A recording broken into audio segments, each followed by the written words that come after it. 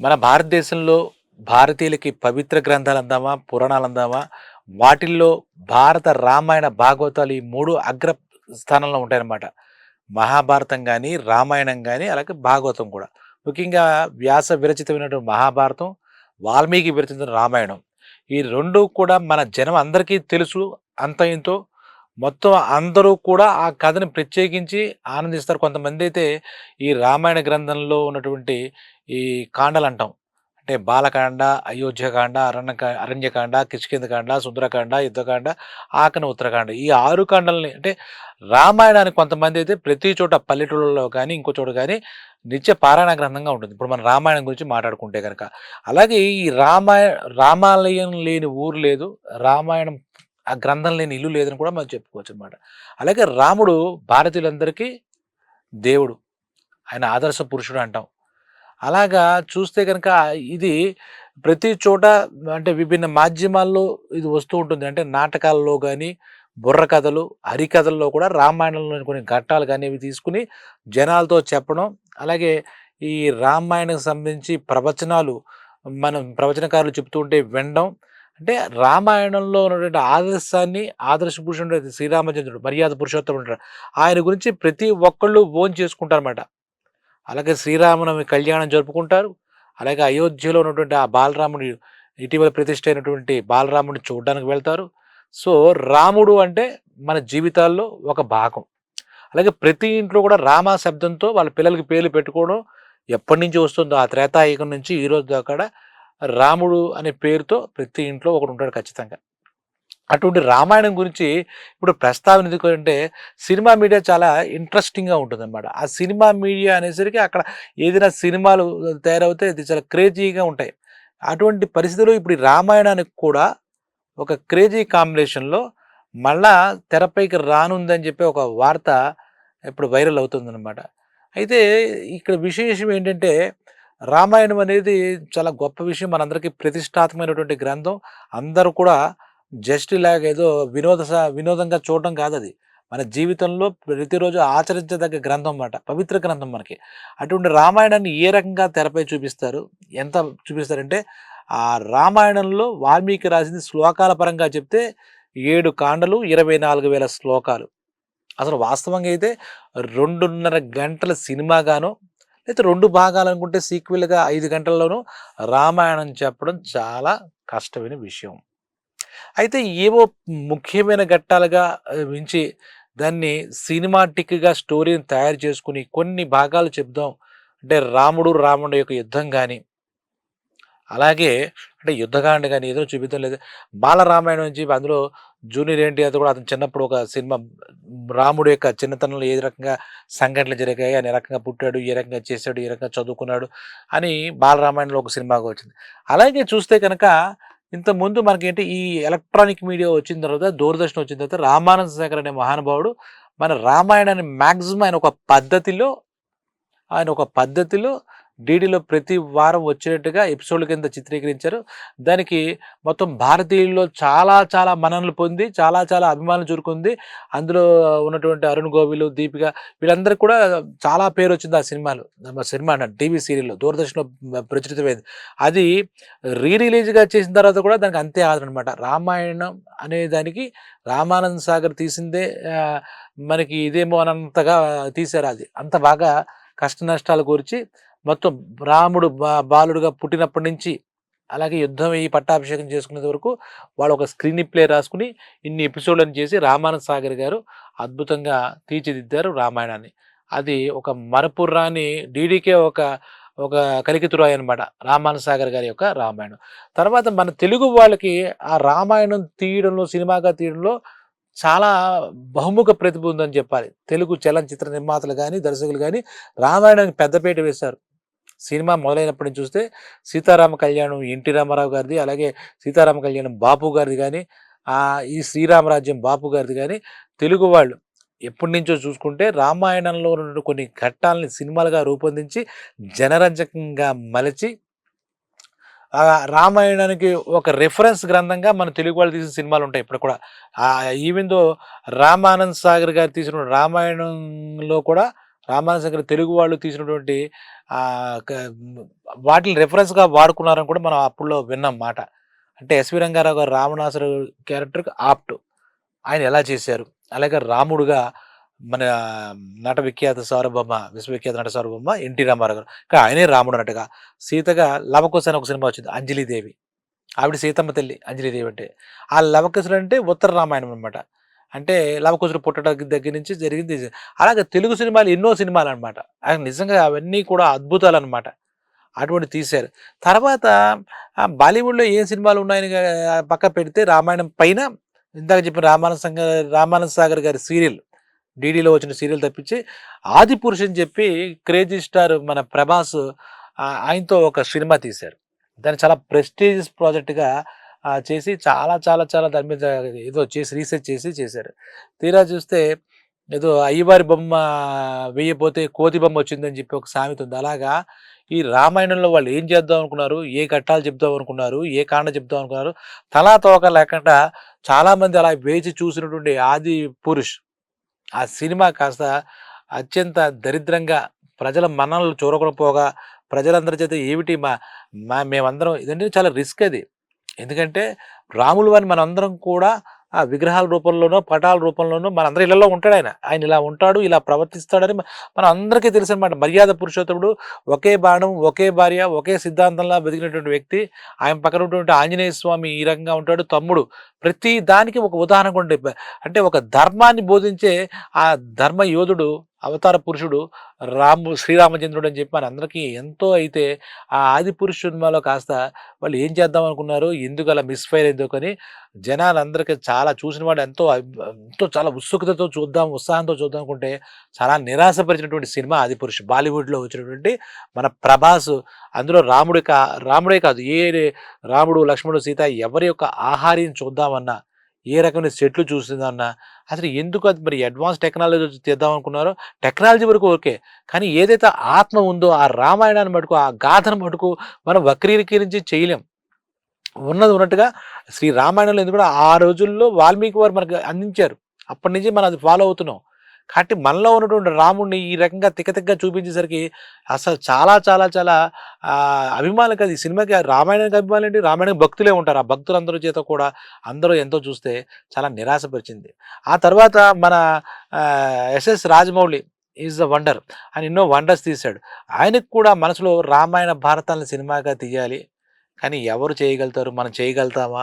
దానికి నుంచి ఎక్కడ తీసుకోవాలి? దాన్ని ఏ రకంగా అన్న మీమాంసలోనే వాటినేమి మొదలు పెట్టలేదు. అంటే ప్రతి ప్రముఖ డైరెక్టర్‌గా అనిపించుకుని ఒక టేస్ట్‌ఫుల్ డైరెక్టరు, ఒక స్టార్ డైరెక్టర్లు అందరి మనసులో కూడా రామాయణం తీస్తే బావుంటుందేమో, మహాభారతం తీస్తే బావుంటుందేమో, మనం చేయగలమా? అని చేయగలమా అనే సంశయంతో ఆపేశారు యాక్చువల్లీ. అదే ఇదంతా ఎందుకు చెప్తున్నానంటే, అయితే కాంబినేషన్‌ల వరకు కూడా ప్రతి ఒక్కళ్ళు సినిమా ప్రేమికులు కాబట్టి భారతదేశంలో ఈ కాంబినేషన్ ఇది బావుంటుందే అని అనుకోవడం. అలాగే నిర్మాతలు కూడా ఈ కాంబినేషన్‌తో రామాయణం తీస్తే ఇది ఒక వండర్‌ఫుల్‌గా చరిత్రలో మిగిలిపోతేనే ఆ థాట్ ప్రాసెస్ కూడా అయితే చాలా కష్టం. చాలా చాలా చాలా బడ్జెట్‌తో సినిమా రామాయణం తీయడం కంటే ముందు ఆ నటీనటులు ఎంపిక చేసుకోవడం చాలా కష్టం దర్శక నిర్మాతలకి. తర్వాత దానికి ఎంత బడ్జెట్ ఖర్చు పెట్టాలి? ఎన్ని సెట్లు వేయాలి? ఏం చేయాలి? అప్పుడున్నటువంటి త్రేతాయుగంలో శ్రీరామచంద్రుడు ఉన్నటువంటి పరిస్థితులు మళ్ళా ప్రస్తుతం మనం తీసుకురావాలంటే ఆఫ్‌కోర్స్ ఇప్పుడు టెక్నాలజీ బాగుంది కాబట్టి ఈ కంప్యూటర్ గ్రాఫిక్స్ ఉంటాయి కాబట్టి కొంత వరకు చూపించగలరు. కొంతవరకు చేయగలరు. కానీ ఏ మాత్రం తేడా వచ్చినా మిస్‌ఫైర్ అవుద్ది. దానికి ముఖ్యంగా కథనేమి కల్పన చేయక్కలేదు. అది వాస్తవమైనటువంటి కథను తీసుకోవాలి. దాంట్లో ఎన్ని ఘట్టాలు చూపించాలి? రామానగర్ గారికి ఆ సీరియల్‌గా తీయడం వాళ్ళకి ఇబ్బంది లేదు. ఈ ఈ ఎపిసోడ్‌లో ఈ పార్ట్ చూపిద్దాం. అలా అలా కొన్ని ఒక 50, 60 ఆయన చేసుకెళ్ళిపోయాడికి గొడవ లేదు. కానీ 2:30 గంటల సమయంలో నిడివిలో ఏం చెబుదాం అనుకుంటున్నాం? ఒక 70 సీన్‌లు సినిమా అనుకుంటే, ఆ 70 సీన్‌లలో ఏ ఏ ఘట్టాలు మనం ప్రస్తావిద్దాం అనుకున్నాం? ఏం తీసుకుందాం అనుకున్నాం? పోనీ సీక్వెల్‌గా తీసుకొని అందులో ఏం చూపిద్దాం అనుకున్నాం? అని చాలా ముఖ్యమైనమాట. మళ్ళా అదే రామాయణంలో ఏది మళ్ళా మన క్రియేటివ్ ఫ్రీడమ్ అని చెప్పి ఏదో తీసుకుని ఏదో అంటే ఏదో చూపించి ఆదిపురుషులా మనం తయారు చేయకూడదు. క్రియేటివ్ ఫ్రీడమ్ ఇక్కడ ఉండదు. వాస్తవికతే. రామాయణంలాగే తీయాలి. తీయడం రాకపోతే నోరు మూసి కూర్చోవాలి. ఇప్పుడు బాలీవుడ్‌లో ఏంటంటే మళ్ళా రామాయణానికి ఒక పెద్ద ప్రాజెక్ట్‌కి శ్రీకారం జరిగినట్టుగా తెలుస్తుంది. అది ఇప్పుడు వైరల్ అవుతుంది. ఇప్పుడు మనం చెప్పుకోదగ్గ విషయం కూడా అదే. ఏంటంటే నితీష్ తివారీ అనే ఒక డైరెక్టరు చాలా ప్రెషియస్‌గా ఈ సినిమా తీద్దాం అనుకుంటున్నారు ఆయన. అలాగే దాంట్లో నమిత్ అని ఒకాయన, అలాగే శ్రీధర్ రాఘవన్ అని ఒకాయన వాళ్ళు స్టోరీని అంటే ఏ రకంగా చేయాలి, స్క్రీన్ ప్లే ఎలా దాని మీద కసరత్తులు చేస్తున్నట్టుగా ఇప్పటికే ఒక ఐడియా వచ్చిందన్నమాట. ఇందులో ఏంటంటే ఇప్పుడు ఈ మాట ఎందుకు వచ్చిందంటే కాంబినేషన్స్ మీద మన సినిమా ఇండస్ట్రీ చాలా ఆధారపడుతుందన్నమాట. దీంట్లో చాలా విలక్షణమైనటువంటి బాలీవుడ్ నటుడు రణబీర్ కపూర్. ఆయన ప్రతి ప్రాజెక్టు చాలా జాగ్రత్తగా తీసుకుంటారు. అంతే శ్రద్ధగా ఆ క్యారెక్టర్‌లో ఒదిగి జీవించి ఆ క్యారెక్టర్‌కి ధర్మంగా ప్రాణం పోస్తాడు. అలా ఉంటుంది ఆయనతో. 'రణబీర్ కపూర్' శ్రీరామచంద్రుడి పాత్రలో అంటే కాంబినేషన్ గురించి మనం డిస్కస్ చేస్తే. అలాగే సాయి పల్లవి మన సౌత్ ఇండియా చెందినటువంటి అమ్మాయి. ఆ సాయి పల్లవి కూడా చాలా చలాకీగా చాలా చక్కగా మంచి అభినయాన్ని ప్రదర్శించగల అంటే పెర్ఫార్మర్ అనమాట. నటీమణి ఆ అమ్మాయి. ఆ అమ్మాయి తను ఓన్ చేసుకొని చేయగలుగుతుంది కాబట్టి, ఆ సాయి పల్లవి అనే అమ్మాయికి ఇంతకుముందు తెలుగులో గాని, తమిళ్‌లో గాని వచ్చిన సినిమాలు చూస్తుంటే చాలా అద్భుతమైనటువంటి పెర్ఫార్మన్స్ చేస్తుంది కాబట్టి, ఆ పాత్రకి సీత అయితే ఎలా ఉంటుందని చెప్పేసి ఆ అమ్మాయిని తీసుకున్నట్టుగా తెలుస్తోంది. వాళ్ళు ముందు ప్రాజెక్ట్ డిజైన్ చేసుకుంటారు కదా! కాస్టింగ్ ఎవరు అంటే ఈ ఇక్కడ ప్రస్తుతం 'రణబీర్ కపూర్' రామచంద్రుడిగా అయితే, సీతాదేవి ముఖ్యమైన పాత్రలు అవి 2 కాబట్టి, ఆ రెండో పాత్ర సాయి పల్లవికి దక్కేటట్టుగా వాళ్ళు కాంబినేషన్ క్రియేట్ చేస్తున్నారు. అలాగే 'సన్నీ డియోల్' ఆయన ఒక బాలీవుడ్‌లో మంచి హీరో. మంచి ఫాలోయింగ్ ఉన్నటువంటి స్టారు. ఆయనది వచ్చి ఆంజనేయ స్వామి. అంటే రామాయణంలో ఆంజనేయ స్వామి లేకుండా రామాయణం ఉండదు కాబట్టి, దానికి కూడా చాలా ప్రధానమైనటువంటి పేరు మోసినటువంటి ఆర్టిస్ట్ కావాలి కాబట్టి, సన్నీ డియోల్ ఆ పాత్రలో ఆ కాంబినేషన్ సెట్ చేసినట్టు తెలుస్తుంది. తర్వాత రాముడు ఉంటే సరిపోదు. రావణాసురుడు ఉండాలి. ఆయనే మెయిన్ విలన్. ఆ రావణాసురుడి పాత్రలో 'కేజీఎఫ్‌లో' మొత్తం మంచి ఫాలోయింగ్ ఇండియాలో పాన్ స్టార్ అయినటువంటి కర్ణాటకకు చెందిన యష్. కేజీఎఫ్ అంటే యష్ గుర్తొస్తాడు. యష్ అంటే కేజీఎఫ్ గుర్తొస్తుంది. అంతటి ప్రభావితం చూపించినటువంటి యష్‌ని మనకి రావణాసురుడుగా వాళ్ళు అనుకుంటున్నట్టుగా తెలుస్తోందనమాట. ఇంకా ఇలాగే చూస్తుంటే రావణాసురుడి భార్య మండోదరి. ఆ పాత్రలో కాజల్ అనుకున్నట్టుగా తెలుస్తుంది. అలాగే మనకి ఇవన్నీ నిజమా? కాదా? ఈ కాంబినేషన్ సెట్ అవుతాయా? అనేది ఇంకా తెలియాల్సి ఉంది. ఇప్పుడు మనకు వినపడుతున్నటువంటి మాటలు బట్టి ఇప్పుడు మనం మాట్లాడుకుంటున్నాం. శూర్పణఖ పాత్రలో రకుల్ ప్రీత్ సింగ్, అలాగే కైకేయి పాత్రలో లారా దత్తా. అంటే ఈ కాంబినేషన్ ప్రెస్టీజియస్ ప్రాజెక్ట్‌లో ఆ పేరు మోసినటువంటి నటీనటులు యాక్ట్ చేస్తే డెఫినిట్‌గా ప్రాజెక్ట్‌కి హైప్ వస్తుంది. దాని వాళ్ళందరూ పెర్ఫార్మర్‌లు కూడా కాబట్టి 'రణబీర్ కపూర్' గాని, 'సన్నీ డియోల్' గాని, అలాగే ఇప్పుడు మనం మాట్లాడుకున్నటువంటి 'సాయి పల్లవి' గాని కాబట్టి ఆ పెర్ఫార్మెన్స్ కూడా ఆ క్యారెక్టర్‌లో ఒదిగి జీవిస్తారనే ఉద్దేశం కూడా దర్శక నిర్మాతలకు ఉండొచ్చు. అలాగే కొంతమంది పాత్రల్ని సౌత్ నుంచి, కొంతమంది పాత్రల్ని నార్త్ నుంచి చేస్తే ఇది పాన్ ఇండియా మూవీ కదా! రాముడు అంటే పాన్ ఇండియా దేవుడే కదా! కాబట్టి ఈ రకమైనటువంటి చేస్తున్నట్టు ఉంటుంది తెలుస్తోంది. అయితే ఇక్కడ ప్రత్యక్షంగా తెలుసుకోవాల్సిందేంటంటే, సినిమా ప్రాజెక్ట్‌లో కాంబినేషన్స్ ఎంత బాగున్నా, ఏం చేసినా రామాయణంలో ఉన్నటువంటి వాస్తవికత జనంలో చొచ్చుకుపోయినటువంటి కొన్ని యుగాలుగా చొచ్చుకుపోయింది కాబట్టి, అది కాకుండా ముందున్నటువంటి ఎక్స్‌పీరియన్స్ బాలీవుడ్ నుంచి వచ్చినటువంటి 'ఆదిపురుషు' సినిమా భాషలో చెప్పాలంటే అట్టర్ ఫ్లాప్ అయిపోయింది కాబట్టి, ఇప్పుడు ఏదైతేనే సినిమా తీయాలనుకుంటున్నారో ఈ సినిమాని మటుకు చాలా జాగ్రత్తగా ఒళ్ళు దగ్గర పెట్టుకొని తీయాలి. ఎందుకంటే రాముడు ప్రతి ఒక్కడి హిందూ మనసులో, భారతీయుడి మనసులో ఉంటాడు కాబట్టి, ఆయన గురించి ఏమాత్రం చిత్రీకరణలో గాని, లేతే చెప్పే కథలు గాని ఏదైనా వక్రీకరణ జరిగితే మటుకు ఆయన మనసులో ఉంటాడు కాబట్టి మనోభావాలు తప్పకుండా దెబ్బతింటాయి. ఆ ప్రాజెక్టు కాస్త అట్టర్ ఫ్లాప్ అయ్యే అవకాశం ఉంది. ఇది ముట్టుకుంటే చాలా జాగ్రత్తగా హ్యాండిల్ చేయాలి.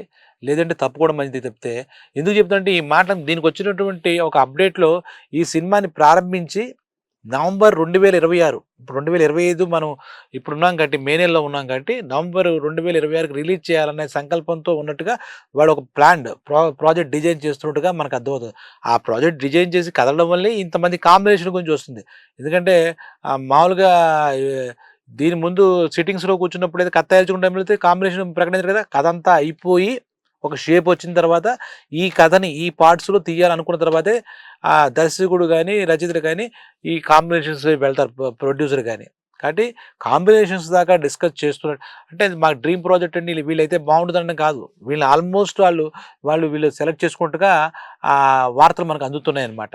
కాబట్టి ఈ అద్భుతమైనటువంటి దృశ్య కావ్యంగా రామాయణం మలచడానికి దాంట్లో ఉన్నటువంటి విషయం అంతా మన భారతీయత, మన హిందూ ధర్మం అన్నీ ఉన్నాయి. కాకపోతే ఇక్కడ మనం తెలుసుకోవాల్సిన విషయం ఏంటంటే, ఆ సినిమా రూపొందించడంలోనే మనం చాలా జాగ్రత్తగా తీస్తే నిజంగా అది ఒక కళాఖండంగా మిగిలిపోతుంది. నిజంగా రామాయణానికి ఒక సినిమాగా వస్తుందంటే మొత్తం భారతీయులంతా సినిమాని చాలా అభినందిస్తారు. రాముడిని వాళ్ళ గుండెల్లో పెట్టుకొని కొలిచి ఆరాధిస్తారు కాబట్టి సినిమా రూపంలో రామాయణం ఎన్ని సార్లొచ్చినా వాళ్ళకి దగ్గరగా ఉంటే, వాళ్ళ మనోభావాలకి, వాళ్ళ భక్తి భావాలకి దగ్గరగా ఉంటే ఒక అద్భుతమైనటువంటి సినిమాగా మిగిలిపోతుండడం డౌట్ లేదు. ఎందుకంటే ఇంతకుముందు తెలుగులో ఉన్నటువంటి ప్రాంతీయ భాషలో వచ్చినటువంటి సీతారామ కళ్యాణం, అలాగే సీతా కళ్యాణం ఇలాంటి చాలా సినిమాలు రామాయణంలో కొన్ని ఘట్టాలు ఆధారంగా తీసుకొని అన్నీ కూడా సూపర్ డూపర్ హిట్ అనమాట. ఈ రామాయణం నుండి గాథలో పాటలకు కూడా చాలా సముచిత స్థానం ఇవ్వాలి. దీనికి చాలా దృష్టిలో పెట్టుకొని మంచి సంగీతం కూడా అందించాలి. అలాగే సెట్సు అప్పటి త్రేతాయుగంలో రాముడు కాలంలో అయోధ్య ఎలా ఉంది, అప్పుడు లంక ఎలా ఉంది, ఇవన్నీ కూడా చాలా శ్రద్ధ తీసుకొని, శ్రమ కోర్చి శ్రమగుంటుంది, ప్రయాసలుంటాయి. వీటిలన్నిటి చూసి ఒక మంచి సినిమా కనుక 'నితీష్ తివారీ' డైరెక్షన్‌లో వస్తే డెఫినిట్‌గా భారతీయులందరూ ఆదరిస్తారు. ఇంకా మాట్లాడితే ప్రపంచ దేశాలన్నిట్లో కూడా రాముడి యొక్క కీర్తి మరోసారి వెల్లడవుతుంది. ఏమాత్రం తేడా వచ్చినా డౌట్ లేదు మరో ఆదిపురుష్ అవుతుంది. ఈ విషయాన్ని దృష్టిలో పెట్టుకొని ఒక రామాయణాన్ని ఒక మంచి సినిమాగా మనందరికీ ఈ పడకుండా ప్రాజెక్ట్‌లో వస్తుందని డెఫినిట్‌గా 'రణబీర్ కపూర్', 'సాయి పల్లవి', 'రావణాసురుడు', 'యష్' వీళ్ళంతా కూడా అద్భుతమైన పెర్ఫార్మర్‌లే ఈ కాలంలో. వీళ్ళందరూ కూడా 100కి 100 పాళ్ళు న్యాయం అయితే చేయగలరు. టెక్నాలజీ చాలా బాగుంది కూడా అది కూడా సపోర్ట్ ఇస్తుంది. ఇప్పుడు ఏఐ అలాంటివి కూడా వచ్చేసాయి కాబట్టి కంప్యూటర్ గ్రాఫిక్స్. ఎటొచ్చి క్రియేటివ్ పార్ట్‌లో ఏదైతే కథని తయారు చేసుకుంటారో దాని విషయంలో మాత్రం చాలా శ్రద్ధాశక్తులు పెట్టి చేయాలి. శ్రద్ధాశక్తులే కాకుండా భయభక్తులతో చేయాలి. ఇది ఎందుకంటే పోతన లాంటి వాడే రామాయణం రాస్తూ, ఇది భాగవతం రాస్తూ, నా చేత పలికించేవాడే రాముడు అనుకుంటుంటాడు. అలాగే 'షిరిడి సాయి' చేత కూడా తీసుకుంటే ఈ పుస్తకం నేను రాయట్లే ఆయన బాబాయ్ రాసుకున్నాడని చెప్తుంటారు. అలాగే ఈ సినిమా కూడా నేను తీయట్లేదు రాముడే తీస్తున్నాడు అనుకుని అంత శ్రద్ధాశక్తితో ఇప్పుడు 'నితీష్ తివారీ' కనుక తీయగలిగితే డెఫినెట్‌గా ఈ సినిమా భారతదేశంతో ఒక ప్రభంజనం సృష్టిస్తుంది. సంచలనం సృష్టిస్తుంది. ఇంకా రికార్డులు అసలు చూసుకోక్కర్లేదు. డెఫినెట్‌గా రాముడే మనకి దేవుడు కాబట్టి ఆయనే అన్నీ చూసుకుంటాడు. కాబట్టి రామాయణాన్ని రామాయణంగా తీసే శక్తి వాళ్ళకి రావాలని మంచి సినిమా మనం కూడా చూడాలి. ఎందుకంటే 'ఆదిపురుష్' నిరాశపరిచింది కాబట్టి మనం కూడా చాలా హాయిగా చూసుకునేట్టుగా తీయాలని కోరుకుందాం. జై శ్రీరామ్.